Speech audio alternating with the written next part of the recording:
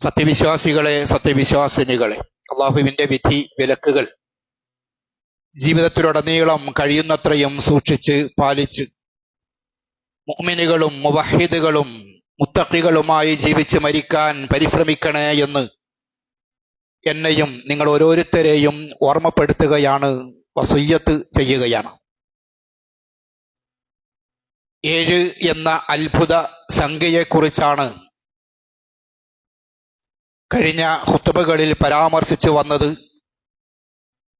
നമസ്കാരത്തിലെ 2 സുജൂദിന്റെ ഇടയിൽ അള്ളാഹുവിനോട് തേടുന്ന 7 കാര്യങ്ങൾ, റബ്ബി ഗുഫിർലി അല്ലെങ്കിൽ അല്ലാഹുമ്മ ഗുഫിർലി വർഹംനി വജ്ബുർനി വഹ്ദിനി വർസുഖ്നി വർഫഅനി വആഫിനി എന്നിങ്ങനെ 7 കാര്യങ്ങൾ അള്ളാഹുവിനോട് ചോദിക്കുന്നു. അള്ളാഹുവിനോട് തേടുന്ന കാര്യങ്ങൾ എന്താണ്, അതിലടങ്ങിയിരിക്കുന്ന ആശയങ്ങൾ, അത് ആത്മാർത്ഥതയോടുകൂടിയാണോ നമ്മൾ അള്ളാഹുവിനോട് തേടുന്നത് എന്നുള്ള കാര്യങ്ങളാണ് കഴിഞ്ഞ ഖുത്ബകളിൽ പരാമർശിച്ചു വന്നത്. അള്ളാഹുവിനോട് പാപമോചനത്തിന് വേണ്ടി റബ്ബി ഗുഫിർലി എന്ന് ചോദിക്കുന്നു. വർഹംനി, അള്ളാഹുവേ റഹ്മത്ത് ചൊരിയണേ എന്ന് അള്ളാഹുവിനോട് തേടുന്നു. വജ്ബുർനി, എന്റെ പോരായ്മകൾ പരിഹരിക്കണേ എന്ന് അള്ളാഹുവിനോട് തേടുന്നു. വഹ്ദിനി, എനിക്ക് നീ ഹിദായത്ത് നിലനിർത്തി തരണേ എന്ന് അള്ളാഹുവിനോട് ചോദിക്കുന്നു. ഈ കാര്യങ്ങളാണ് കഴിഞ്ഞ 1-2 ഖുത്ബകളിലായിട്ട് പറഞ്ഞു വന്നത്. വീണ്ടും അള്ളാഹുവിനോട് ചോദിക്കുകയാണ് 5-മതായിട്ട് വർസുഖ്നി, എന്റെ റബ്ബേ അള്ളാഹുവേ എനിക്ക് നീ റിസ്ക് തരണേ എന്നാണ്. എനിക്ക് നീ ആഹാരം തരണേ എന്ന്, എനിക്ക് നീ ഉപജീവനം അഥവാ ആഹാരത്തിനുള്ള വഴി തുറന്നു തരണേ എന്നാണ് അള്ളാഹുവിനോട് 5-മതായിട്ട് ചോദിക്കുന്നത്. അള്ളാഹുവാണ് ആഹാരം നൽകുന്നവൻ. ഇന്നല്ലാഹ ഹുവർ റസാഖ്, തീർച്ചയായും അള്ളാഹു അവനാണ് ആഹാരം നൽകുന്നവൻ. ദു ഖുവ്വത്തിൽ മതീൻ, അവൻ ശക്തനും പ്രബലനുമാണ്. ശക്തനും പ്രബലനുമായ അള്ളാഹു അവനാണ് തീർച്ചയായും ആഹാരം നൽകുന്നവൻ, ഉപജീവനം നൽകുന്നവൻ എന്ന് വിശുദ്ധ ഖുർആൻ അർത്ഥശങ്കക്കിടയില്ലാത്ത വിധം പഠിപ്പിക്കുന്നുണ്ട്. അതുപോലെ അല്ലാഹുല്ലദീ ഖലഖക്കും, അള്ളാഹു അവനാണ് നിങ്ങളെ സൃഷ്ടിച്ചത്. സുമ്മ റസഖക്കും, അവനാണ് നിങ്ങൾക്ക് ആഹാരം നൽകുന്നത്. സുമ്മ യുമീതുക്കും സുമ്മ യുഹ്യീക്കും, അതിനുശേഷം അവൻ നിങ്ങളെ മരിപ്പിക്കുന്നു, വീണ്ടും അവൻ നിങ്ങളെ ജീവിപ്പിക്കുന്നു. ഇതിൽപ്പെട്ട വല്ലതും ചെയ്യുന്ന ആരെങ്കിലും നിങ്ങൾ വിളിച്ച് പ്രാർത്ഥിക്കുന്ന, വിളിച്ച് തേടുന്ന ഭൗതികമായ ശക്തികളിലുണ്ടോ എന്ന് അള്ളാഹു ചോദിക്കുന്നുണ്ട്. അവിടെ അല്ലാഹുല്ലദീ ഖലഖക്കും, അള്ളാഹുവാണ് സൃഷ്ടിച്ചത്, എന്നിട്ട് ആഹാരം നൽകുന്നതും അള്ളാഹുവാണ് എന്നുള്ളത് അടിവരയിട്ടുകൊണ്ട് നമ്മളൊന്ന് മനസ്സിലാക്കുക. മാതാവിന്റെ ഗർഭാശയത്തിൽ ഒരു മനുഷ്യന്റെ രൂപം പ്രാപിക്കുന്ന ആ ഒരു സന്ദർഭത്തിൽ എവിടെ നിന്നും ഭക്ഷണം തേടാനും കഴിക്കാനും നമുക്കില്ല, അധ്വാനിക്കാനുള്ള ശേഷിയില്ല, ആരോടെങ്കിലും ഭക്ഷണം കടം ചോദിക്കാനുള്ള ഒരു സന്ദർഭവുമില്ല. ലോകവുമായിട്ട് യാതൊരു ബന്ധവുമില്ലാത്ത ഒരു ജീവിതത്തിൽ ആ മാതാവ് കഴിക്കുന്ന ഭക്ഷണത്തിൽ നിന്നും എന്താണോ മാതാവ് തിന്നുന്നത്, ആ തിന്നുന്ന കഴിക്കുന്ന ഭക്ഷണത്തിന്റെ വലിയ അതിന്റെ സത്ത പൊക്കിൽ കൊടിയിലൂടെ ആ മാതാവിന്റെ ഗർഭാശയത്തിൽ കിടക്കുന്ന നമ്മളൊക്കെ ആ ഭക്ഷണം തിന്നുകൊണ്ടാണ് ഈ ലോകത്തേക്ക് പിറന്നു വീഴുന്നത്. അല്ലാഹുല്ലദീ ഖലഖക്കും സുമ്മ റസഖക്കും എന്ന് പറയുമ്പോൾ ആരും നമുക്ക് യാതൊന്നും തരാത്തൊരു സന്ദർഭത്തിൽ അള്ളാഹു നൽകിയ ആഹാരം മാത്രം കഴിച്ചുകൊണ്ട് ജീവിച്ചവരാണ്. കോഴിമുട്ടയെക്കുറിച്ച് മുമ്പ് പറഞ്ഞിരുന്നു. മുട്ടയുടെ ഉള്ളിൽ വെള്ളയും അതുപോലെ മഞ്ഞയുമുണ്ട്. ആ വെള്ള കോഴിക്കുഞ്ഞായിട്ട് അല്ലെങ്കിൽ പക്ഷിയായിട്ട് മാറുമ്പോൾ ആ 10, 18, 20, 25, 28 ദിവസങ്ങൾ ആ പക്ഷിക്ക് കഴിക്കാനുള്ള ഭക്ഷണമാണ് അതിന്റെ മഞ്ഞക്കരുവായിട്ടുള്ളത്. അപ്പൊ അങ്ങനെ അള്ളാഹു സൃഷ്ടിക്കുമ്പോൾ തന്നെ അതിന് കഴിക്കാനുള്ള ഭക്ഷണം, ഫലഭൂയിഷ്ടമായ ഭക്ഷണം, പോഷക സമൃദ്ധമായ ഭക്ഷണം അള്ളാഹു നൽകുകയാണ്. ഈ ലോകത്തേക്ക് പിറന്നു വീഴുന്ന കുഞ്ഞിന് ഭക്ഷണം കഴിക്കാൻ അറിയില്ല, ഭക്ഷണത്തിന് ചോദിക്കാൻ അറിയില്ല, ഭക്ഷണം എടുത്തു കഴിക്കാൻ അറിയില്ല, ഭക്ഷണം തേടാൻ അറിയില്ല. ആ മാതാവിന്റെ മുലപ്പാലിലൂടെ അള്ളാഹു ഭക്ഷണം അവർക്ക് നൽകുകയാണ്. നമ്മളൊക്കെ പഠിച്ചിട്ടുണ്ട്, നമ്മുടെ ഉമ്മമാര് ആദ്യമായിട്ട് കുഞ്ഞിന് നമ്മളൊക്കെ കുടിച്ച പാലാണ് ഇന്നും നമ്മെ ആഫിയത്തോടുകൂടി നിലനിർത്തുന്നത്. ഏതാണ്ടൊരു മഞ്ഞ കളറിനോട് അടുപ്പമുള്ള ഒരു പാലാണ് ആദ്യമായിട്ട്. ഡോക്ടർമാര് പറയാറുണ്ട്, കുഞ്ഞുങ്ങൾക്ക് ആദ്യത്തെ പാല് നിഷേധിക്കരുത് എന്നാണ്. ആ പാലിന്റെ ഗുണമാണ് നമ്മുടെ ജീവിതകാലം മുഴുവൻ, ജീവിക്കുന്ന കാലം അത്രയും നമ്മുടെ ആഫിയത്തും നമ്മുടെ ബുദ്ധിയും നമ്മുടെ കണ്ണിന്റെ കാഴ്ചയും നമ്മുടെ പ്രതിരോധ ശേഷിയുമെല്ലാം 90 വയസ്സും 100 വയസ്സും വരെ ജീവിക്കുന്ന മനുഷ്യനുള്ള പ്രതിരോധ ശേഷി ഭൂമിയിലേക്ക് പിറന്നു വീണ ഉടനെ കിട്ടുന്ന ആ പാലാണ്. അള്ളാഹു നൽകിയ വലിയ നിഅമത്ത്. അല്ലാഹുല്ലദീ ഖലഖക്കും സുമ്മ റസഖക്കും. അള്ളാഹു അങ്ങനെയാണ് ആഹാരം നൽകുന്നത്. എന്നിട്ട് ഈ ലോകത്തേക്ക് വന്നിട്ട് ഭക്ഷണങ്ങളൊക്കെ കഴിച്ചു തുടങ്ങുകയാണ് നമ്മൾ. ആഹാരത്തിന്റെ വ്യത്യസ്തമായ രുചികൾ അറിയുന്നു. പിന്നീട് നമ്മളൊക്കെ പല പല മേഖലകളിലും പ്രവർത്തിക്കുന്നവരാണ്. നമ്മളൊക്കെ ഇന്ന് വളർന്നു വലുതായി. ഈ പള്ളിയിൽ ഒരുമിച്ച് കൂടിയിരിക്കുന്ന ആളുകൾ വ്യത്യസ്തങ്ങളായ ദേശങ്ങളിലുള്ള ആളുകളാണ്. ഏതോ ഒരു നാട്ടിൽ നിന്ന് വന്നുകൊണ്ടാണ് നിങ്ങളുടെ മുമ്പിൽ ഞാൻ അഭിമുഖീകരിച്ചുകൊണ്ട് നിൽക്കുന്നത്. നമ്മളൊക്കെ ഏതോ നാട്ടിൽ നിന്നും വന്നിട്ട് മറ്റൊരു നാട്ടിൽ നിന്നും ആഹാരം കഴിക്കുന്നു. എല്ലാവരും പല വ്യത്യസ്തമായ മേഖലകളിൽ പ്രവർത്തിക്കുന്നവരാണ്. ആ മേഖലയിലേക്ക് നമ്മെ എത്തിച്ചത് നമ്മൾ ജനിക്കുമ്പോൾ തീരുമാനിച്ചതല്ല, നമ്മെ എത്തിച്ചിരിക്കുന്നത് അള്ളാഹുവാണ്. ജുമയെക്കുറിച്ച്, വെള്ളിയാഴ്ച ദിവസത്തെക്കുറിച്ചുള്ള ആയത്തുകൾ നമുക്കറിയാമല്ലോ. യാ അയ്യുഹല്ലദീന ആമനൂ ഇദാ നൂദിയ ലിസ്സലാത്തി മിൻ യൗമിൽ ജുമുഅ. ജുമുഅക്ക് വേണ്ടി വിളിക്കപ്പെട്ടാൽ നിങ്ങൾ ജുമുഅക്ക് വേണ്ടി ഫസ്ഔ ഇലാ ദിക്രില്ലാ. മുമ്പ് വിശദീകരിച്ചൊരു വിഷയമാണ്. സഅയ് എന്ന് പറഞ്ഞാൽ വേഗതയോടുകൂടി ധൃതിയോടുകൂടിയുള്ള നമുക്കറിയാം, ഹജ്ജും ഉംറയും ചെയ്യുമ്പോൾ സഅയ് ചെയ്യാറുണ്ട്. ആ ധൃതിയോടുകൂടിയുള്ളൊരു നടത്തമുണ്ട്. ആജറ ബീവി കുഞ്ഞിന് വെള്ളം കിട്ടാൻ വേണ്ടിയിട്ട് ആ പരിഭ്രാന്തിയോടുകൂടി നട്ടോട്ടമോടിയ ഒരു നടത്തം, ആ ഒരു സഅയോടുകൂടിയിട്ട് ആ ഒരു ബോധത്തോടുകൂടി ഓടണമെന്നല്ല, ആ ഒരു ജാഗ്രതയോടുകൂടി നിങ്ങൾ പള്ളികളിലേക്ക് ജുമുഅക്ക് വേണ്ടി പുറപ്പെടണമെന്നാണ് വിശുദ്ധ ഖുർആനിന്റെ കൽപ്പന. ഫസ്ഔ ഇലാ ദിക്രില്ലാ. അല്ലാഹുവിന്റെ ദിക്റിലേക്ക് നിങ്ങൾ സഅയോടുകൂടി പുറപ്പെടണം. വദറുൽ ബൈഅ്. നിങ്ങളുടെ എല്ലാ കച്ചവടങ്ങളും ക്രയവിക്രയങ്ങളും നിങ്ങൾ അവിടെ ഉപേക്ഷിക്കണം. ദാലികും ഖൈറുൽ ലക്കും ഇൻ കുന്തും തഅലമൂൻ. നിങ്ങൾ കാര്യം ഗ്രഹിക്കുന്നവരാണ് എങ്കിൽ നിങ്ങൾക്കതാണ് ഉത്തമം. ഫഇദാ ഖുദിയത്തിസ് സ്വലാഹ്. നിങ്ങൾ നമസ്കാരം നിർവഹിച്ചു കഴിഞ്ഞാൽ, ജുമുഅ കഴിഞ്ഞാൽ, ഫന്തസിറൂ ഫിൽ അർള്. നിങ്ങൾ ഭൂമിയിലേക്ക്, നിങ്ങൾ എന്താണ് നിങ്ങളുടെ തൊഴിൽ മേഖല, നിങ്ങൾ അവിടേക്കൊക്കെ പോയിക്കൊള്ളുക. വബ്തഗൂ മിൻ ഫദ്ലില്ലാഹ്. അല്ലാഹുവിന്റെ ഫദ്ല് നിങ്ങൾ തേടിക്കൊള്ളുക. അള്ളാഹുവിന്റെ അനുഗ്രഹങ്ങൾ നിങ്ങൾ തേടിക്കൊള്ളുക. നിങ്ങൾക്ക് എവിടെയാണോ നിങ്ങളുടെ ആഹാരം, എവിടെയാണോ നിങ്ങളുടെ ഉപജീവനം, ആ ഉപജീവനം നിങ്ങൾ തേടിക്കൊള്ളുക. വദ്കുറുല്ലാഹ കസീറ. പള്ളിയിൽ നിന്ന് പോയാലും നിങ്ങൾക്ക് അള്ളാഹുവിനെ ധാരാളമായി ഓർക്കുക, അള്ളാഹുവിനെ ധാരാളമായി നിങ്ങൾ ദിക്ർ ചൊല്ലുക. ലഅല്ലക്കും തുഫ്ലിഹൂൻ. എങ്കിൽ നിങ്ങൾ വിജയിച്ചേക്കാം. വഇദാ റഔ തിജാറ ഔ ലഹുവ. ഏതെങ്കിലും കച്ചവടം കണ്ടാൽ, അതല്ലെങ്കിൽ എന്തെങ്കിലും വിനോദം കണ്ടാൽ, ഇൻഫളൂ ഇലൈഹാ വതറകൂക ഖായിമാ. അല്ലാഹുവിന്റെ റസൂലിനെ വിട്ടുകൊണ്ട് ആ നിന്ന നിൽപ്പിൽ നിന്നും ജുമുഅ ഖുതുബ നടക്കുമ്പോൾ നമുക്കറിയാം, ചില ആളുകളൊക്കെ, നമ്മളൊക്കെ IT മേഖലയിലൊക്കെ പ്രവർത്തിക്കുന്നവരാണ്. നമ്മുടെ ജോലിയും നമ്മുടെ സമ്പാദ്യങ്ങളും എല്ലാം ഒരുപക്ഷെ മൊബൈലിലൂടെയായിരിക്കും. അപ്പൊ ജുമുഅ നടക്കുമ്പോൾ പോലും ചില ആളുകൾ മൊബൈലിലൊന്ന് തോണ്ടി നോക്കുന്നത് കാണാം. അങ്ങനെ ചെയ്യുന്ന, നിന്നെ വിട്ടുപോകുന്ന ലഹുവിലേക്കും അതല്ലെങ്കിൽ നിന്റെ കച്ചവടത്തിലേക്കും തിരിഞ്ഞു പോകുന്ന ആളുകളുണ്ട്. ഖുൽ മാ ഇൻദല്ലാഹി ഖൈർ മിനൽ ലഹ്വി വമിനത് തിജാറ. നിന്റെ വിനോദത്തെക്കാളും, മൊബൈൽ സൗണ്ട് കേൾക്കുമ്പോൾ തോണ്ടി നോക്കുന്നതിനേക്കാളും, നിനക്കെന്തെങ്കിലും നിന്റെ ജോലി സംബന്ധമായി വരുമ്പോൾ ആ ഒരു അരമണിക്കൂർ എനിക്ക് ഒന്ന് ക്ഷമിക്കാൻ സമയമില്ലാത്ത രൂപത്തിൽ നീ ചെയ്യുന്നതിനേക്കാളും നിനക്ക് ഉത്തമം. ഖുൽ മാ ഇൻദല്ലാഹി ഖൈറ. അള്ളാഹുവിന്റെ ഖൈർ, അള്ളാഹുവിന്റെ അടുക്കലുള്ളതാണ് ഏറ്റവും ശ്രേഷ്ഠമായിട്ടുള്ളത്. മിനൽ ലഹ്വി, വിനോദത്തെക്കാളും, വമിന തിജാറ, നിന്റെ കച്ചവടത്തെക്കാളും, ഭൗതികമായ നിന്റെ കാര്യങ്ങളെക്കാളുമെല്ലാം. എന്നിട്ട് അള്ളാഹു പറഞ്ഞു, വല്ലാഹു ഖൈറുർ റാസിഖീൻ, ഏറ്റവും നല്ല ആഹാരം നൽകുന്നവൻ, ഏറ്റവും നല്ല ആഹാരം നൽകുന്നവൻ അള്ളാഹുവാണ് എന്ന്. അപ്പൊ അള്ളാഹുവിനുള്ള തവക്കൽ ഉണ്ടാവുകയാണ് ചെയ്യേണ്ടത്.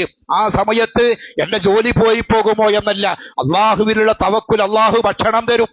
നമ്മളൊക്കെ പലപ്പോഴും ധരിക്കാറുണ്ട്, ഈ IT മേഖലയിലൊക്കെ പ്രവർത്തിക്കുന്ന ആളുകൾ, ടെക്കികളൊക്കെ എന്ന് പറഞ്ഞാൽ അവരൊക്കെ എന്ത് സുഖമാണ്, അവർക്ക് കഠിനാധ്വാനം ചെയ്യണ്ട, AC റൂമിലിരിക്കാം, അവർക്ക് അവരുടെ വീട്ടിലിരുന്നു കൊണ്ടും അവരുടെ കാറിലിരുന്നു കൊണ്ടും ജോലി ചെയ്യാമെന്നൊക്കെ വിചാരിക്കാറുണ്ട്. എത്രയെത്ര ആളുകളാണ് അവർക്ക് ഡ്രസ്സ് കയറിയിട്ട് അവർക്കത് താങ്ങാൻ കഴിയാത്തതിന്റെ പേരിൽ ഈ കൊച്ചിയിൽ പോലും, ഈ കാക്കനാട് വെച്ച് പോലും ആത്മഹത്യ ചെയ്ത ആളുകൾ നമുക്കറിയില്ലേ. അപ്പോൾ ഏത് മേഖലയിലായിരുന്നാലും അള്ളാഹുവാണ് റിസ്ക് നൽകുന്നവൻ, അള്ളാഹുവാണ് റിസ്ക് നൽകുന്നത് എന്നുള്ള ബോധമുണ്ടാകണം. അങ്ങനെ അള്ളാഹു നൽകുന്ന റിസ്ക് കൊണ്ടാണ് ഞാൻ ജീവിക്കുന്നത് എന്നുള്ള ആ ഒരു ബോധത്തോടു കൂടിയാണ് അള്ളാഹുവിനോട് വർസുഖ്നി എന്ന് ചോദിക്കേണ്ടത്. യൂനുസ് നബി അലൈഹി സ്വലാത്തു വസ്സലാമിന്റെ ചരിത്രം നമ്മൾ കേട്ടിട്ടില്ലേ? അദ്ദേഹം ഒരു തിമിംഗലത്തിന്റെ, ഒരു മത്സ്യത്തിന്റെ വയറ്റിലകപ്പെട്ടു. പിന്നീട് ആ മത്സ്യം അദ്ദേഹത്തെ കരയിലേക്ക് രക്ഷപ്പെടുത്തി എന്നാണ്. പലപ്പോഴും ആളുകൾക്ക് അത് വിശ്വസിക്കാൻ ഒരു പ്രയാസമാണ്. ഒരു തിമിംഗലത്തിന്റെ വായിലേക്ക് ഒരു മനുഷ്യനെത്തിയിട്ട് അതിനെ ഭക്ഷണമാക്കുകയല്ലാതെ അതിനെ പുറത്തേക്ക് കൊണ്ടുവരുമോ എന്നാണ്. ഒരു രാജ്യത്ത് കഴിഞ്ഞ കുറച്ചു മുമ്പായിട്ട് ഒരു തിമിംഗലം ഒരു 24 വയസ്സുകാരനെ വിഴുങ്ങുകയുണ്ടായി. പിന്നീട് അതിനെ പുറത്തേക്ക് ആ തിമിംഗലം ഛർദ്ദിച്ചു എന്നുള്ള വാർത്ത ഈ അടുത്ത് നമ്മൾ പത്രങ്ങളിലും സോഷ്യൽ മീഡിയയിലെല്ലാം വായിച്ചിട്ടുണ്ട്. എന്ന് മാത്രമല്ല, ഒരു തിമിംഗലത്തിന്റെ ഭക്ഷണം എന്ന് പറയുന്നത്, ഒരു തിമിംഗലം കഴിക്കുന്ന ഭക്ഷണം ചെമ്മീൻ പോലുള്ള കൊച്ചു കൊച്ചു മത്സ്യങ്ങളാണ്. പുറത്ത് തൊലിയുള്ള ധൂളികളുള്ള ചെമ്മീൻ പോലുള്ള ഭക്ഷണമാണ് തിമിംഗലം ഭക്ഷിക്കുന്നത്. ഒരു തിമിംഗലത്തിന് ഒരു നേരം ഭക്ഷണം കഴിക്കാൻ 5 ടൺ ചെമ്മീൻ വേണം. 5 ടൺ ചെമ്മീനാണ് തിമിംഗലം ഒരു നേരം ഭക്ഷിക്കുന്നത്. അപ്പൊ തിമിംഗലം എന്തില്ല, മനുഷ്യനെ ഭക്ഷിക്കുകയില്ല.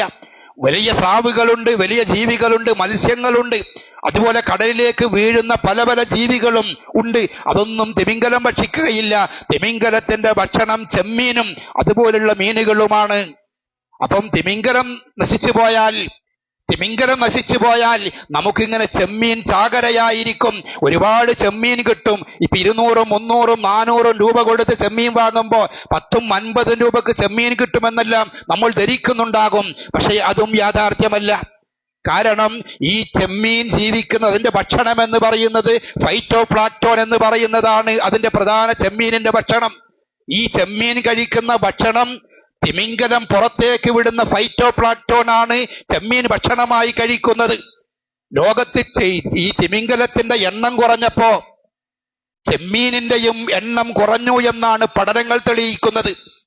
ഈ തിമിംഗലം പുറത്തേക്ക് വിടുന്ന ഫൈറ്റോപ്ലാങ്ക്ടോൺ ഭക്ഷണമായി കഴിച്ചുകൊണ്ടാണ് ചെമ്മീൻ ജീവിക്കുന്നത്. ആ ചെമ്മീനിനെ ഭക്ഷിച്ചുകൊണ്ടാണ് തിമിംഗലം ജീവിക്കുന്നത്. ഒരു ഉദാഹരണം പറഞ്ഞതാണ്. അപ്പൊ മനുഷ്യനെ തിന്നുകയില്ല. ലോകത്ത് അള്ളാഹു എന്തെല്ലാം സംവിധാനങ്ങളാണ് ഭക്ഷണത്തിന് വേണ്ടി ഒരുക്കി വെച്ചിരിക്കുന്നത് എന്നാലോചിക്കാൻ വേണ്ടിയാണ്. നമ്മളൊക്കെ കറി ഉണ്ടാക്കുമ്പോൾ അതിലേക്ക് കടുകിടാറുണ്ട്. ലോകത്ത് എത്ര കിൻഡൽ, എത്ര ടൺ കണക്കിന് കടുകാണ് ഒരു വർഷം, ഒരു ദിവസം ആവശ്യമുള്ളത്. എത്ര ഉലുവ വേണം, എത്ര അരി വേണം നമുക്ക് ഭക്ഷണമായി കഴിക്കാൻ, എത്രമാത്രം ഗോതമ്പ് വേണം മനുഷ്യന് ഭക്ഷണമായിട്ട് വിശപ്പകറ്റാൻ.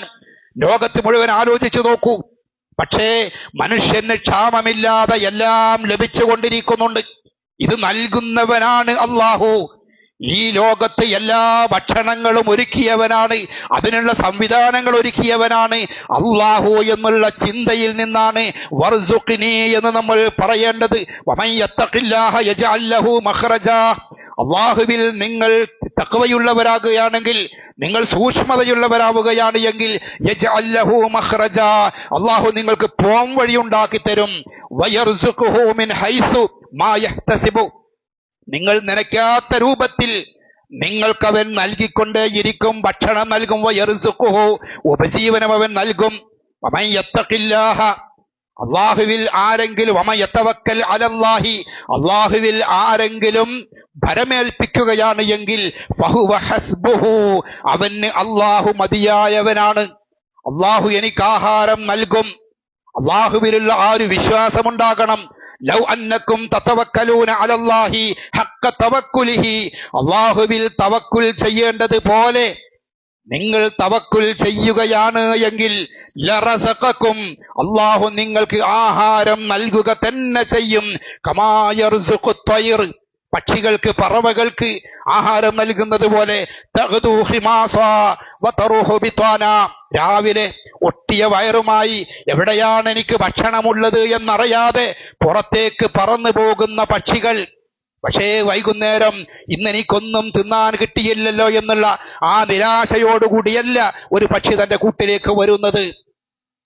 അത് നിറഞ്ഞ വയറോടുകൂടി സന്തോഷത്തോടുകൂടി കളകരാരവം ശബ്ദമുണ്ടാക്കിക്കൊണ്ടാണ് തന്റെ കൂടണയുന്നത്. അങ്ങനെ ആ പക്ഷിക്ക് എങ്ങനെയാണോ ഭക്ഷണം കിട്ടുന്നത്, ക്ഷമയോടുകൂടി ഒരു കൊക്ക് തൻ്റെ ഭക്ഷണത്തിന് വേണ്ടി, ഉപജീവനത്തിന് വേണ്ടി, ഒരു മത്സ്യം കിട്ടാൻ വേണ്ടി എത്ര മണിക്കൂറുകളാണോ അതിങ്ങനെ അനങ്ങാതെ നിൽക്കുന്നത്, ആ ക്ഷമയാണ് വിശ്വാസികൾക്കുണ്ടാകേണ്ടത്. ആഹാരം അല്ലാഹു നൽകും എന്നാണ് റസൂലുള്ളാഹി സ്വല്ലല്ലാഹു അലൈഹി വസല്ലം പഠിപ്പിക്കുന്നത്, വിശുദ്ധ ഖുർആൻ പഠിപ്പിക്കുന്നത്. ഈ ഒരു ചോദ്യമാണ് നമ്മൾ അള്ളാഹുവിനോട് വർസുഖ്നി എന്ന് ചോദിക്കുന്നത്. അതുപോലെ വീണ്ടും വർഫഅനി, അള്ളാഹുവിനോട് നമ്മൾ ചോദിക്കുകയാണ്, അള്ളാഹുവേ എന്നെ നീ ഉയർത്തണേ എന്നാണ്. ഉയർത്തുക എന്ന് പറഞ്ഞാൽ റസൂലുള്ളാഹി സ്വല്ലല്ലാഹു അലൈഹി വസല്ലമയോട് അള്ളാഹു പറഞ്ഞു, വറഫഅനാ ലക ദിക്റക്, നിന്റെ കീർത്തി നാം ഇതാ ഉയർത്തിയിരിക്കുന്നു എന്ന്. അള്ളാഹുവിന്റെ റസൂലിനെ ഒരുപാട് ദറജകൾ നൽകിയിട്ടുണ്ട്. അള്ളാഹുവിന്റെ റസൂലിന്റെ പേര് ലോകം മുഴുവൻ ഓർത്തുകൊണ്ടിരിക്കുന്നുണ്ട്. വിശ്വാസമുള്ളവരും ഇല്ലാത്തവരുമെല്ലാം അള്ളാഹുവിന്റെ റസൂലിനെ കുറിച്ച് സംസാരിച്ചു കൊണ്ടിരിക്കുന്നു. വറഫഅനാ ലക ദിക്റക്, നിന്റെ നാമം, നിന്റെ കീർത്തി ലോകം മുഴുവൻ ഉയർത്തിയിരിക്കുന്നു എന്ന് പറയുന്നു പ്രവാചകന്മാരുടെ പ്രാർത്ഥനകളിൽ. അത്തരത്തിൽ എന്റെ കീർത്തി നിലനിർത്തണേ എന്നുള്ള പ്രാർത്ഥനയുണ്ട്. അപ്പൊ നമ്മൾ പ്രാർത്ഥിക്കുമ്പോഴും വർഫഅനി, എനിക്ക് നല്ല സൽകീർത്തി ഉണ്ടാക്കണേ എന്നുള്ളൊരു ചോദ്യമാണ് ഒന്നാമതായിട്ട്. അള്ളാഹു പറഞ്ഞു, യർഫഉല്ലാഹു അല്ലദീന ആമനൂ മിൻകും വല്ലദീന ഊത്തുൽ ഇൽമ ദറജാത്ത്. യർഫഉല്ലാഹു അല്ലദീന ആമനൂ മിൻകും, നിങ്ങളിൽ വിശ്വാസികളായിട്ടുള്ള ആളുകൾ, വല്ലദീന ഊത്തുൽ ഇൽമ, നിങ്ങളിൽ അറിവ് നൽകപ്പെട്ട ആളുകളും, ഇൽമുള്ള ആളുകളും, അതേപോലെ തന്നെ ഈമാനുള്ള ആളുകളും, അവരെ അല്ലാഹു ദറജാത്ത്, ഒരുപാട് ദറജകൾ അല്ലാഹു അവരെ ഉയർത്തിയിരിക്കുന്നു. വല്ലാഹു ബിമാ തഅമലൂന ഖബീർ, അല്ലാഹു എല്ലാം സൂക്ഷ്മമായിട്ട് അറിയുന്നവനാണ്. അപ്പൊ ഈമാനുള്ള ആളുകൾക്ക് അല്ലാഹു ഉയർച്ച നൽകുന്നുണ്ട്, അറിവുള്ള ആളുകൾക്ക് അല്ലാഹു ഉയർച്ച നൽകുന്നുണ്ട്. ആ ഈമാനും അറിവും എനിക്ക് നൽകണേ എന്ന് കൂടിയാണ് വർഫഅനി എന്ന് പറയുമ്പോൾ നമ്മൾ അല്ലാഹുവിനോട് ചോദിക്കുന്നത്. അതേസമയം മറ്റൊരു വിഭാഗത്തെ അള്ളാഹു പഠിപ്പിച്ചിട്ടുണ്ട്. കമസലിൽ കൽബ് എന്നാണ് പറഞ്ഞത്. അള്ളാഹു അധമത്വത്തിലേക്ക് താഴ്ത്തുന്ന ആളുകൾ അവർ പട്ടികളെ പോലെയാണ്, നായയെപ്പോലെ അള്ളാഹു അവരെ താഴ്ത്തിക്കളയുമെന്ന് പറഞ്ഞു. എന്നിട്ട് അള്ളാഹു പറഞ്ഞത്, അവർ പട്ടിയെ ആരെങ്കിലും ഉപദ്രവിക്കുകയാണ് എങ്കിൽ ആ പട്ടി ഇങ്ങനെ നാവും നീട്ടി നടക്കും. ആ പട്ടിയെ ആരെങ്കിലും വെറുതെ വിടുകയാണെങ്കിൽ അപ്പോഴും അതിങ്ങനെ നാവും നീട്ടി നടക്കും. അങ്ങനെ അധമത്വത്തിലേക്ക് അള്ളാഹു താഴ്ത്തുന്ന ആളുകളുണ്ട്. അറിവ് നൽകിക്കൊണ്ടും ഈമാൻ നൽകിക്കൊണ്ടും അള്ളാഹു ഉയർത്തുന്ന ആളുകളുമുണ്ട്. ആ അറിവും ഈമാനും എനിക്ക് നൽകണേ എന്നാണ് നമ്മൾ ചോദിക്കുന്നത്. ഇവിടെ മാത്രമല്ല, ആഖിറത്തിലും പരലോകത്തിലും അള്ളാഹുവിന്റെ ദറജകൾ കിട്ടണം. അല്ലാഹു മഗ്ഫിർലി, റസൂൽ സല്ലല്ലാഹു അലൈഹി വസല്ലം മരണപ്പെടുന്ന ആളുകൾക്ക് ജനാസയ്ക്ക് അതിന്റെ മുമ്പിൽ വെച്ചിട്ട് ആളെ പേര് പറഞ്ഞുകൊണ്ട് അല്ലാഹു മഗ്ഫിർലി ഫുലാൻ, അല്ലാഹു മഗ്ഫിർലി അബ്ദുറഹ്മാൻ, അങ്ങനെ പേര് പറഞ്ഞുകൊണ്ട് നബി സല്ലല്ലാഹു അലൈഹി വസല്ലം ആ ജനാസയ്ക്ക് വേണ്ടി, മയ്യിത്തിന് വേണ്ടി ദുആ ചെയ്യാറുണ്ട്. ആ കൂട്ടത്തിൽ പറയും, വർഫഅ ദറജതഹു ഫിൽ മഹ്ദിയീൻ. നബി സല്ലല്ലാഹു അലൈഹി വസല്ലം ജനാസയ്ക്ക് വേണ്ടി നടത്തുന്ന പ്രാർത്ഥനയാണ് ദറജകൾ ഏറ്റിക്കൊടുക്കണം എന്ന്, ഹിദായത്തുള്ള ദറജകൾ ഏറ്റിക്കൊടുക്കണേ എന്ന് ജനാസയ്ക്ക് വേണ്ടിയുള്ള പ്രാർത്ഥനയുണ്ട്. അള്ളാഹു ദറജ ഏറ്റിക്കൊടുക്കുന്ന ചില കാര്യങ്ങൾ, ഒന്നാമതായി നബി സല്ലല്ലാഹു അലൈഹി വസല്ലം പറഞ്ഞു, നിങ്ങൾ സുജൂദുകൾ അധികരിപ്പിക്കുക. ഞാൻ അതിന്റെ വിശദാംശങ്ങളിലേക്ക് പോകുന്നില്ല. 2 ആഴ്ച കൊണ്ട് തീർക്കേണ്ട ഒരു വിഷയം ഞാൻ ഒറ്റ ആഴ്ച കൊണ്ട് തീർക്കുകയാണ്. സുജൂദിൽ സുജൂദ് നിങ്ങൾ വർദ്ധിപ്പിക്കുക. ആ സുജൂദ് വർദ്ധിപ്പിച്ചാൽ അള്ളാഹു നിങ്ങൾക്ക് ദറജ ഏറ്റിത്തരും എന്നാണ്. അതുപോലെ സ്വലാത്ത് നിങ്ങൾ വർദ്ധിപ്പിക്കുക, അള്ളാഹു നിങ്ങൾക്ക് ദറജ ഏറ്റിത്തരും എന്ന് പറഞ്ഞു. അതുപോലെ പള്ളികളിലേക്കുള്ള കാലടികൾ നിങ്ങൾ വർദ്ധിപ്പിക്കുക, എങ്കിൽ അള്ളാഹു നിങ്ങൾക്ക് ദറജ ഏറ്റിത്തരും എന്ന് പറഞ്ഞു. ഒരു നമസ്കാരം കഴിഞ്ഞാൽ അടുത്ത നമസ്കാരം നിങ്ങൾ പ്രതീക്ഷിച്ചു കൊണ്ടിരിക്കുക എന്ന് പറഞ്ഞു. അള്ളാഹു ദറജ ഏറ്റിത്തരും എന്ന് പറഞ്ഞു. അതുപോലെ നല്ല തണുപ്പിലും പ്രയാസഘട്ടത്തിലും വുളൂ നിങ്ങൾ പൂർണ്ണമായി ചെയ്യുക, നിങ്ങൾക്ക് അള്ളാഹു ദറജ ഏറ്റിത്തരും എന്ന് പറഞ്ഞു. സ്വാലിഹീങ്ങളായ മക്കളുണ്ടായാൽ ആ മക്കളുടെ ദുആ, മക്കളുടെ പ്രാർത്ഥന, അതിലൂടെ നിങ്ങൾക്ക് ദറജ ഏറ്റിത്തരും എന്ന് പറഞ്ഞു. അതുപോലെ അള്ളാഹുവിന്റെ മാർഗത്തിൽ ധർമ്മസമരം ചെയ്യുന്ന മുജാഹിദുകളായ ആളുകളും രക്തസാക്ഷികൾക്കും അള്ളാഹു പദവികൾ വർദ്ധിപ്പിച്ചു കൊടുക്കും എന്നും നമുക്ക് ഹദീസുകളിൽ വ്യത്യസ്തങ്ങളായ ഹദീസുകളിൽ കാണാം. 7 കാര്യങ്ങളാണ് അവിടെയും നമ്മൾ സൂചിപ്പിച്ചിരിക്കുന്നത്. അതുപോലെ അള്ളാഹുവിനോട് ചോദിക്കുകയാണ്, വർഫഅനി എന്ന് ചോദിക്കുന്നു, അതുപോലെ വആഫിനി എന്ന് ചോദിക്കുന്നു. അള്ളാഹുവേ സൗഖ്യം നൽകണേ എനിക്ക് എന്ന്, ആഫിയത്ത് നൽകണേ എന്ന് പ്രാർത്ഥിക്കുകയാണ് അള്ളാഹുവിനോട്. എത്രമാത്രം അർത്ഥവത്തായ കാര്യങ്ങളാണ് അള്ളാഹുവിനോട് ചോദിക്കുന്നത്. റസൂലുള്ളാഹി സ്വല്ലല്ലാഹു അലൈഹി വസല്ലം പ്രഭാത സമയങ്ങളിലും അതുപോലെ പ്രദോഷ സമയങ്ങളിലും, സുബ്ഹ് നമസ്കാരം കഴിഞ്ഞിട്ടും അസ്ർ നമസ്കാരത്തിന് ശേഷം മഗ്രിബ് നമസ്കാരത്തിന്റെയും ഇടയിലുള്ള സമയങ്ങളിലും റസൂലുള്ളാഹി സ്വല്ലല്ലാഹു അലൈഹി വസല്ലം ദുആ ചെയ്യാറുണ്ടായിരുന്നു. അല്ലാഹുമ്മ ആഫിനി ഫീ ബദനി, അല്ലാഹുവേ എൻ്റെ ശരീരത്തിന് നീ ആഫിയത്ത് തരണേ എന്ന്. അല്ലാഹുമ്മ ആഫിനി ഫീ സമഇ, അള്ളാഹുവേ എൻ്റെ സമഇന്, എൻ്റെ കാഴ്ചക്ക്, എൻ്റെ കേൾവിക്ക് അള്ളാഹുവേ നീ ആഫിയത്ത് തരണേ എന്ന്. അല്ലാഹുമ്മ ആഫിനി ഫീ ബസരി, അള്ളാഹുവേ എൻ്റെ കണ്ണിന്, എൻ്റെ കാഴ്ചക്ക് നീ ആഫിയത്ത് തരണേ. ലാ ഇലാഹ ഇല്ലാ അൻത്. എന്നിട്ടിങ്ങനെ ആ പ്രാർത്ഥന തുടർന്നു പോകുന്നുണ്ട്. സമയദൈർഘ്യം കൊണ്ട് ഞാൻ അതിലേക്ക് പോകുന്നില്ല. നമ്മൾ ആ പ്രബോധത്തിലെയും പ്രദോഷത്തിലെയും ആ പ്രാർത്ഥനകൾ പഠിക്കുക.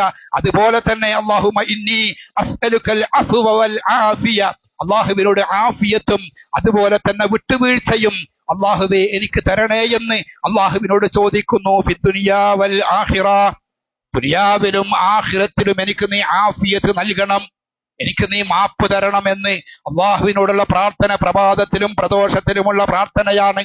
അല്ലാഹുമ്മ ഇന്നി അസ്അലുക്കൽ അഫ്വ വൽ ആഫിയത ഫീ ദീനി വ ദുനിയായ വ അഹ്ലി വ മാലി. അള്ളാഹുവേ സൗഖ്യം, ആഫിയത്ത് നിന്നോട് ചോദിക്കുന്നു. അള്ളാഹുവേ മാപ്പ് നിന്നോട് ചോദിക്കുന്നു. ഫീ ദീനി, എൻ്റെ ദീനിലും, വ ദുനിയായ, എൻ്റെ ദുനിയാവിന്റെ കാര്യങ്ങളിലും, വ അഹ്ലി, എൻ്റെ കുടുംബത്തിലും, വ മാലി, എൻ്റെ സമ്പത്തിലുമെല്ലാം സൗഖ്യം തരണേ എന്ന് അള്ളാഹുവിനോട് ദുആ ചെയ്യുകയാണ്. നമ്മുടെ ജീവിതത്തിലെ എല്ലാ സുഖങ്ങളും അള്ളാഹുവിന്റെ അനുഗ്രഹമാണ്. ഇന്നൊരു സഹോദരനുമായിട്ട് ഇങ്ങനെ സംസാരിച്ചപ്പോ അദ്ദേഹത്തിന്റെ മകന്റെ കൈവിരലുകൾ അറ്റുപോയി, ഒരു വിരലറ്റുപോയി. ആ വിരൽ തുന്നിച്ചേർക്കാൻ വേണ്ടി അദ്ദേഹം ചെലവഴിച്ചത് 10 ലക്ഷം രൂപയാണ് എന്ന് അദ്ദേഹം പറയുകയാണ്. 10 ലക്ഷം രൂപ കൊടുത്തിട്ട് ഒരു വിരലിന്റെ ഒരു അറ്റം പോയപ്പോൾ അത് തുന്നിച്ചേർക്കാൻ വേണ്ടി ചെലവഴിച്ച കാശാണ്. നമ്മുടെ ശരീരത്തിലെ ഓരോ അവയവങ്ങളും, നമ്മുടെ ശരീരത്തിന്റെ, നമ്മുടെ നടപ്പുകളും, നമ്മുടെ പ്രവർത്തനങ്ങളും, നമ്മുടെ ചിന്തകളും എന്തെല്ലാം അനുഗ്രഹങ്ങളിലൂടെയാണ് നമ്മൾ സഞ്ചരിച്ചു കൊണ്ടിരിക്കുന്നത്. അള്ളാഹുവിന്റെ ആഫിയത്തില്ല എങ്കിൽ എങ്ങനെയാണ് ജീവിക്കാൻ സാധിക്കുക എന്ന് ആലോചിച്ചു നോക്കുക. അപ്പൊ അള്ളാഹുവിനോട് ആഫിയത്തിന് വേണ്ടി ആഫിനി എന്ന് ചോദിക്കുമ്പോൾ എല്ലാ സൗഖ്യവും അതിൽ ഉൾപ്പെടുന്നു. ദുനിയാവിലെ ജീവിതം ഉൾപ്പെടുന്നു. അതേപോലെ ദീനിലുള്ള സൗഖ്യം, അമലുകൾ ചെയ്യാനുള്ള സുഖം, അമലുകളോട് വെമ്മിഷ്ടമുണ്ടാകാതിരിക്കാൻ, ഈമാൻ ഉണ്ടാവാൻ, കുടുംബത്തിൽ സന്തോഷമുണ്ടാകാൻ, സമ്പത്തിൽ സന്തോഷമുണ്ടാകാൻ, സമ്പത്ത് അള്ളാഹുവിന്റെ മാർഗത്തിലേക്ക് ചെലവഴിക്കാനുള്ള മനസ്സുണ്ടാകാൻ, ആ സമ്പത്ത് ശുദ്ധമായിരിക്കാൻ, എല്ലാ കാര്യങ്ങളും ഉൾപ്പെട്ടുകൊണ്ടാണ് അള്ളാഹുവിനോട് ചോദിക്കുന്നത്. അതിനേക്കാൾ വലിയ സൗഖ്യം നമുക്ക് വേണ്ടത് നമ്മുടെ ഖബറിലാണ്, നമ്മുടെ പരലോകത്താണ്. അതുകൊണ്ടാണല്ലോ മരണപ്പെട്ട് കിടക്കുമ്പോൾ ജനാസക്കരികിൽ നിന്നുകൊണ്ട് അല്ലാഹുമ്മ ഗഫിർ ലഹു വർഹംഹു വആഫിഹി വഅഫു അൻഹു, അല്ലാഹുവേ ഇയാൾക്ക്, ഈ മയ്യത്തിന്, ഈ ജനാസയ്ക്ക് നീ പുറത്തു കൊടുക്കണം, ഇതിനോട് കരുണ കാണിക്കണം. വആഫിഹി, സൗഖ്യം നൽകണം, സൗഖ്യം നൽകണം. മരണപ്പെട്ട മനുഷ്യൻ എവിടെയാണ് സൗഖ്യം നൽകേണ്ടത്? ആ സൗഖ്യം എന്ന് പറയുന്നത് അയാളുടെ ഖബറിലാണ്, പരലോക ജീവിതത്തിലാണ്. മഹാനായ റസൂലുള്ളാഹി സ്വല്ലല്ലാഹു അലൈഹി വസല്ലം അവിടുന്ന് ഒരു ദിവസം ഇങ്ങനെ പനയോലയുടെ പായയിൽ, നമ്മളെ പോലെ കാർപ്പറ്റുകളില്ല, നമ്മളെ പോലെ ബെഡുകളില്ല, നമ്മുടെ സൗകര്യങ്ങളൊന്നുമില്ല, സാധാരണ ഒരു പനയോലയുടെ പായൽ ഇങ്ങനെ കടന്നുറങ്ങുന്ന സമയമാണ്. അവിടത്തേക്കാണ് ഉമർ ഫാറൂഖ് റളിയല്ലാഹു അൻഹു നടന്നു വരുന്നത്. നബി സല്ലല്ലാഹു അലൈഹി വസല്ലം ഉമർ ഫാറൂഖ് റളിയല്ലാഹു അൻഹുവിന്റെ സലാം കേട്ടുകൊണ്ട് എഴുന്നേറ്റിരുന്നു. സലാം മടക്കി അല്ലാഹുവിന്റെ റസൂലിന്റെ ആ വെളുത്ത ശരീരത്തിൽ ആ പായയുടെ വടുക്കൾ ഇങ്ങനെ ഉണ്ടായിട്ട് രക്തമിങ്ങനെ അവിടെ ഇങ്ങനെ കല്ലിച്ച് നിൽക്കുകയാണ്. അത് കണ്ടപ്പോൾ ഉമർ ഫാറൂഖ് റളിയല്ലാഹു അൻഹുവിന് സഹിക്കുന്നില്ല. അദ്ദേഹം ഇങ്ങനെ കണ്ണീരൊഴുക്കി കരയുകയാണ്. എന്നിട്ട് ഉമർ ഫാറൂഖ് റളിയല്ലാഹു അൻഹു അല്ലാഹുവിന്റെ റസൂലിനോട് പറഞ്ഞു, യാ റസൂലല്ലാഹ് ഫൽയുവസ്സി അലാ ഉമ്മത്തിക് فإن فارس والروم قد وسع عليهم فهم لا يعبدون الله. അദ്ദേഹം പറയുകയാണ്, അള്ളാഹുവിന്റെ ദൂതരെ അങ്ങൊന്ന് ദുആ ചെയ്യണം, അള്ളാഹുവിനോട് അങ്ങൊന്ന് പ്രാർത്ഥിക്കണം.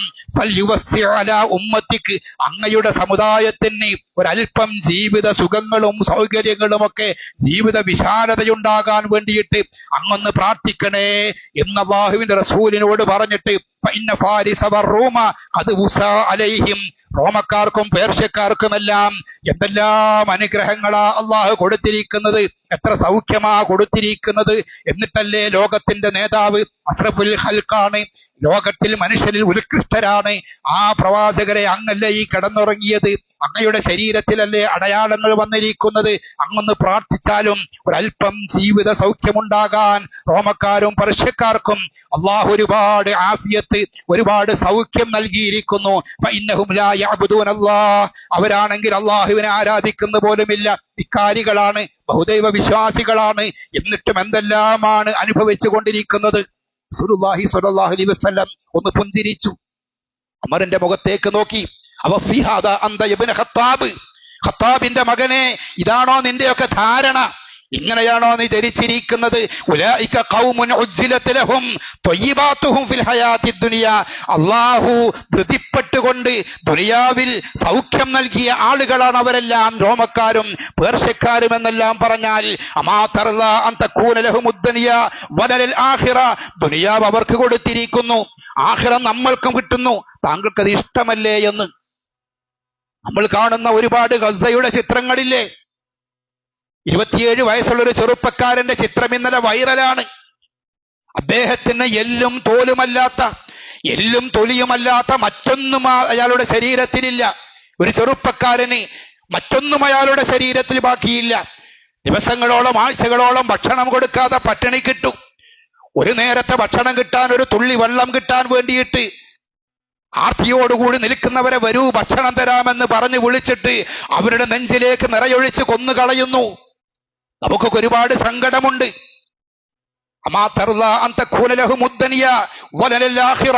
ദുനിയാവ് അവർക്ക് കൊടുത്തിരിക്കുന്നു, ആഖിറം നമ്മൾക്കും കിട്ടുന്നത് ഉമറേ താങ്കൾക്ക് ഇഷ്ടമല്ലേ എന്നാണ് റസൂലുള്ളാഹി സ്വല്ലല്ലാഹു അലൈഹി വസല്ലം ഉമർ ഫാറൂഖ് റളിയല്ലാഹു അൻഹുവിനോട് ചോദിച്ചത്. ഉമർ ഫാറൂഖ് റളിയല്ലാഹു അൻഹു പറയുകയാണ്, ഞാൻ അല്ലാഹുവിന്റെ റസൂലിനോട് പറഞ്ഞു, യാ റസൂലല്ലാഹ് ഇസ്തഗ്ഫിർ ലി, അല്ലാഹുവിന്റെ റസൂലെ എനിക്ക് വേണ്ടി പാപമോചനം തേടണം, ഞാൻ ആഗ്രഹിച്ചു പോയതാണ്, അങ്ങയുടെ വിഷമം കണ്ടിട്ട് പറഞ്ഞതാണ് എന്ന്. ദുനിയാവിൽ അല്ലാഹുവിന്റെ റസൂല് താമസിച്ചിരുന്ന വീട് ഇങ്ങനെ കൈ ഉയർത്തിയാൽ കൈ നിവർത്തി വെക്കാൻ പറ്റാത്തൊരു വീടായിരുന്നു. അല്ലാഹുവിന്റെ റസൂലിന്റെ വീടിനെ വിശേഷിപ്പിച്ചത് വിശുദ്ധ ഖുർആൻ ഹുജ്റത്ത് എന്നാണ്, ഹുജ്റാത്ത് എന്നാണ്. ഹുജ്റത്ത് എന്ന് പറഞ്ഞാൽ റൂം എന്നാണ് അർത്ഥം. അല്ലാഹുവിന്റെ റസൂലിന്റെ ഒരു വീടെന്ന് പറഞ്ഞാൽ ഒരു മുറി മാത്രമായിരുന്നു. മണ്ണു തേച്ച, പനയോലപ്പായ മറച്ച, കൈപൊക്കിയാൽ മേലെ തട്ടുന്ന രൂപത്തിലുള്ള കൊച്ചു വീട്ടിലാണ് അല്ലാഹുവിന്റെ റസൂല് താമസിച്ചിരുന്നത്. ആ വീട് കണ്ട് അല്ലാഹുവിന്റെ റസൂലിന്റെ വഫാത്തിന് ശേഷം സ്വഹാബത്ത് കരയുന്ന രംഗങ്ങളൊക്കെ ചരിത്രം രേഖപ്പെടുത്തിയിട്ടുണ്ട്. സൗഖ്യം എന്ന് പറയുന്നത് ഉള്ളതിലുണ്ടാകുന്ന സംതൃപ്തിയോടെയാണ്. അല്ലാഹു നൽകിയതിൽ സംതൃപ്തിയോടുകൂടി ജീവിക്കാൻ കഴിയുക. മരണപ്പെട്ട് കഴിഞ്ഞാൽ അള്ളാഹു സ്വീകരിക്കുന്ന, കബൂൽ ചെയ്യുന്ന കർമ്മങ്ങളുമായിട്ട് മരണപ്പെടാൻ സാധിക്കുക. അതാണ് വആഫിനി അല്ലാഹു മഗ്ഫിർലി വർഹംനി എന്നിങ്ങനെ ചോദിച്ചുകൊണ്ട് അള്ളാഹുവിനോട് 7 കാര്യങ്ങൾ അള്ളാഹുവിനോട് നമ്മൾ തേടുന്നത്. അള്ളാഹു നമ്മയെല്ലാം അനുഗ്രഹിക്കുമാറാവട്ടെ. അള്ളാഹു ഇഷ്ടപ്പെടുന്നവരിൽ അള്ളാഹു നമ്മയും ചേർക്കുമാറാവട്ടെ.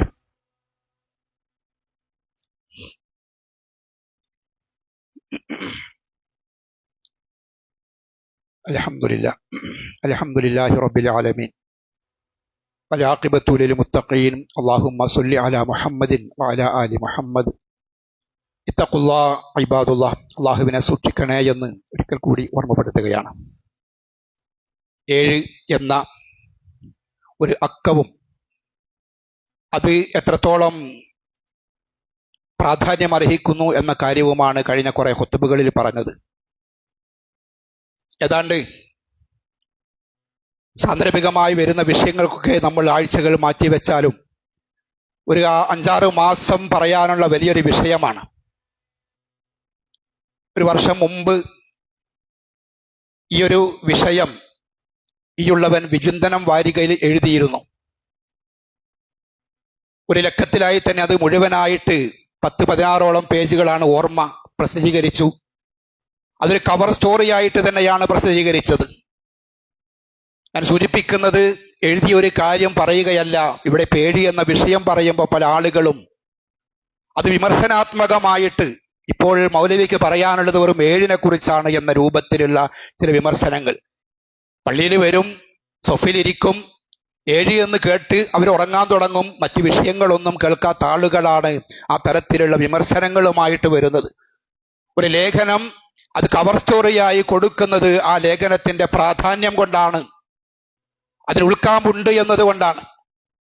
നമ്മളിതിങ്ങനെ വിശദീകരിച്ച് പറയുമ്പോൾ ഒരുപാട് വിഷയങ്ങൾ അതുമായി ബന്ധപ്പെട്ടിട്ട് നമുക്ക് ഹദീസിൽ വന്നതും ഖുർആനിൽ വന്നതുമായ കാര്യങ്ങൾ പരാമർശിക്കാനുള്ളത് കൊണ്ടാണ് ആ വിഷയം എടുത്തിങ്ങനെ പരാമർശിക്കുന്നത്. അതിന്റെ ഇടയിൽ മറ്റ് വിഷയങ്ങളൊക്കെ വരുമ്പോൾ നമ്മൾ മുമ്പും അങ്ങനെ തന്നെയാണ്. റസൂൽ സല്ലല്ലാഹു അലൈഹി വസല്ലമയുടെ വഫാത്തിനെ കുറിച്ച് പരാമർശിച്ച് വന്നപ്പോൾ അപ്പോഴാണ് വയനാട്ടിൽ മുണ്ടക്കൈ ചൂരൽമലയിൽ വലിയ ദുരന്തമുണ്ടായത്. നമ്മൾ പറഞ്ഞു വന്ന വിഷയം അവിടെ നിർത്തി. സാന്ദർഭികമായി വന്ന വിഷയങ്ങളൊക്കെ നമ്മൾ ഉൾപ്പെടുത്തിക്കൊണ്ട് പറഞ്ഞു. പലപ്പോഴും അങ്ങനെ പറയാറുണ്ട്. ചിലപ്പോൾ നമ്മൾ 2ാം ഖുത്ബയിലാണ് അത്തരം വിഷയങ്ങൾ സൂചിപ്പിക്കുക. ഏതായിരുന്നാലും ഞാൻ ഇന്ന് ആ വിഷയം അവിടെ നമ്മൾ അടുത്ത ആഴ്ച ഒരാഴ്ച കൂടി പറയാനുള്ള ഒരു വിഷയമാണ്. ഞാൻ വളരെ വേഗതയിൽ പറഞ്ഞുകൊണ്ട് തീർത്തതാണ്. അത്തരത്തിൽ നമ്മൾ പറയുന്ന വിഷയങ്ങൾ ഉൾക്കൊള്ളാൻ പോലും സാധിക്കാത്ത, ഇഷ്ടമില്ലാത്ത അച്ചി ചെയ്യുന്നതെല്ലാം കുറ്റം എന്നൊരു ചൊല്ലുണ്ടല്ലോ, ആ നിലക്കാണ് ഞാൻ ആ വിഷയം പരാമർശിച്ചത്. ഒരുപാട് ആമുഖമായി സൂചിപ്പിച്ചതുപോലെ മറ്റൊരു നാട്ടിൽ നിന്നും വന്ന് നിങ്ങളെ കാണാനും പരിചയപ്പെടാനും സാധിച്ചു എന്നുള്ളത് വലിയൊരു അനുഗ്രഹമായി കാണുന്നു. അൽഹംദുലില്ലാ, ഞാൻ 7 എന്ന വിഷയം സംസാരിക്കുമ്പോഴാണ് എൻ്റെ ഭാര്യ പ്രസവിക്കുന്നത്. 5 മക്കളാണ് എനിക്കുണ്ടായിരുന്നത്. ഭാര്യ പ്രസവിച്ചത് ഇരട്ടക്കുഞ്ഞുങ്ങളെയാണ്. 7 കുഞ്ഞുങ്ങളുണ്ടായി. എൻ്റെ ഉപ്പാക്ക് 7 മക്കളാണ്. 7ാമത്തെ മകനാണ് ഞാൻ. അപ്പൊ അതിൻ്റെ ഇടയിലാണ് അത് സംഭവിച്ചത്. ഞാനത് നിങ്ങളുടെ ശ്രദ്ധയിൽ എൻ്റെ മക്കൾക്ക് വേണ്ടി നിങ്ങളുടെ ദുആ ഉണ്ടാകാൻ വേണ്ടിയിട്ടൊന്ന് സൂചിപ്പിച്ചതാണ്. ഒരു ബൃഹത്തായ ഒരു വിഷയം, വലിയൊരു വിഷയമാണ്. അതൊരുപാട് പറയാനുണ്ട്. അപ്പൊ ഇവിടെ അവസാനിപ്പിക്കുകയാണ്. അള്ളാഹു നമ്മയെല്ലാം അനുഗ്രഹിക്കുമാറാവട്ടെ. ഇൻഷാ അള്ളാഹ് ഈ വരുന്ന ബുധൻ, വ്യാഴം, വെള്ളി ദിവസങ്ങളിൽ അയ്യാമുൽ ബീദിന്റെ നോമ്പ് ഉള്ള ദിവസങ്ങളാണ്. വ്യാഴാഴ്ച അല്ലാതെ തന്നെ സുന്നത്ത് നോമ്പുണ്ട്. ആ നിയ്യത്തും കൂടി വെക്കുകയാണ് എങ്കിൽ 4 നോമ്പെടുത്ത പ്രതിഫലമാണ്. ഓരോ നോമ്പിനും 70 വർഷത്തോളം വഴിദൂരം അള്ളാഹു നരകത്തിൽ നിന്നും അകറ്റും എന്ന് റസൂലുള്ളാഹി സ്വല്ലല്ലാഹു അലൈഹി വസല്ലം പഠിപ്പിച്ചിട്ടുണ്ട്. അള്ളാഹുവിന്റെ പ്രതിഫലം നേടാനുള്ള നിയ്യത്തോടു കൂടി നോമ്പെടുക്കാൻ താല്പര്യമുള്ള ആളുകൾ ഈ ദിവസങ്ങളിൽ നോമ്പെടുക്കുക. വ്യാഴാഴ്ച ദിവസം 2 നിയ്യത്ത് വെക്കുകയാണ് എങ്കിൽ ആ 2 നോമ്പിന്റെയും പ്രതിഫലം അള്ളാഹു നൽകും. നിങ്ങളുടെ ദുആലൊക്കെ ഈ സഹോദരനെയും ഉൾപ്പെടുത്തണം എന്ന് ഈ സന്ദർഭത്തിൽ ഓർമ്മിപ്പിക്കുകയാണ്. ഇൻഷാ അല്ലാഹ് ഹിഫ്ളുമായി ബന്ധപ്പെട്ട ഫണ്ട് ഇന്നിവിടെ സ്വരൂപിക്കുന്നു. എല്ലാവരും അതുമായി സഹകരിക്കുക.